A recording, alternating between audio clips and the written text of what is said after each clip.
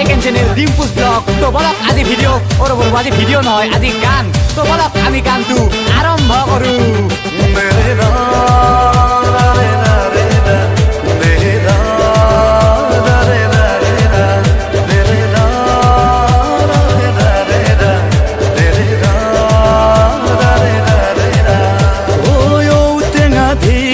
পুঠি মাছৰ জোল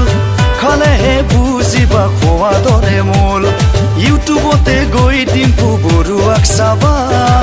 ইউটিউবৰ মজাবোৰ তেতিয়াহে পাবা ঐ